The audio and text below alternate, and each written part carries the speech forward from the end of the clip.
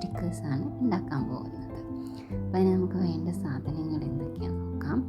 അതുപോലത്തെ ഒരു butter paper പോലത്തെ പേപ്പർ, പിന്നെ ഇതുപോലത്തെ കുറച്ച് പിക്ചേഴ്സ് വേണം നമുക്ക്. അത് ഞാൻ പിൻട്രസ്റ്റിൽ നിന്ന് ഡൗൺലോഡ് ചെയ്തിട്ട് ഫോട്ടോ കോപ്പി എടുത്തതാണ്. പിന്നെ ഒരു സെല്ലോ ടേപ്പ് വേണം, പിന്നെ നമ്മൾ കത്രിക വേണം. അപ്പോൾ നമുക്ക് എങ്ങനെ ഉണ്ടാക്കാമെന്ന് നോക്കാം.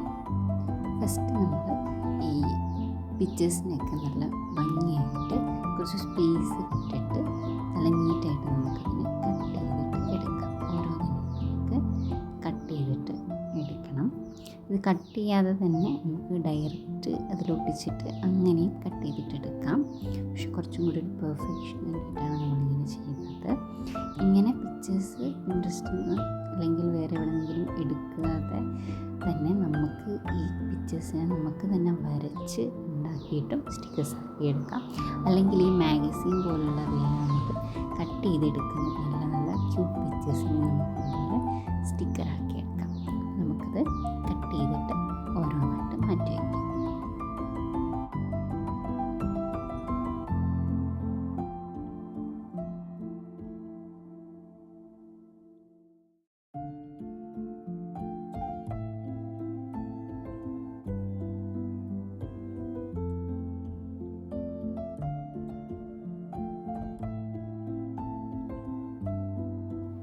നമ്മൾ ഈ കട്ട് ചെയ്ത് വെച്ചിട്ടെല്ലാം കട്ട് ചെയ്തതിന് ശേഷം നമ്മൾ ഈ ഒരു ബട്ടർ പേപ്പർ പോലത്തെ പേപ്പറിലേക്ക് നമ്മൾ എന്ത് ചെയ്യണം, സെല്ലോ ടേപ്പ് ആദ്യം ഒട്ടിച്ചു കൊടുക്കും. ആദ്യം സെല്ലോ ടേപ്പ് ഇതിന് പുറത്ത് ഇങ്ങനെ വരിയായിട്ട് നല്ല വൃത്തിയായിട്ട് എയറൊന്നും കയറാതെ ഒട്ടിച്ചു കൊടുത്തതിന് ശേഷം നമ്മളിതിൻ്റെ പുറമേക്കായിട്ട് നമ്മുടെ കട്ട് ചെയ്ത് വെച്ചിട്ടുള്ള ഈ പിക്ചേഴ്സ് വെച്ച് കൊടുക്കാം. അതിന് ശേഷം ആ പിക്ചേഴ്സിൻ്റെ മുകളിൽ കൂടെ നമ്മൾ വീണ്ടും സെല്ലോ ടേപ്പ് ഒട്ടിക്കുകയാണ് ചെയ്യുന്നത്.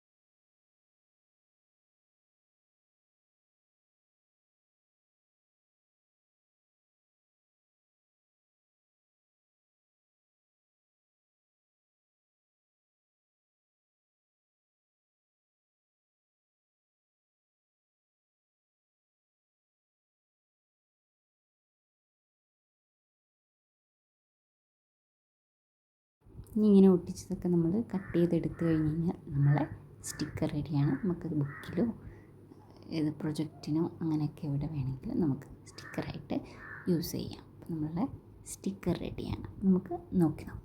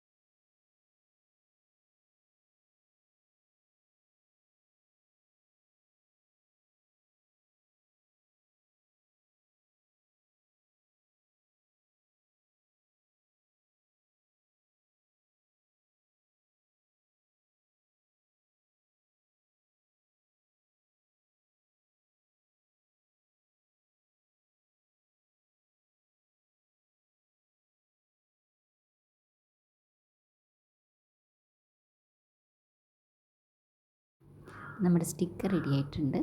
നമുക്ക് ബുക്കിൽ ഒട്ടിച്ചിട്ട് നോക്കാം. Thank you for watching.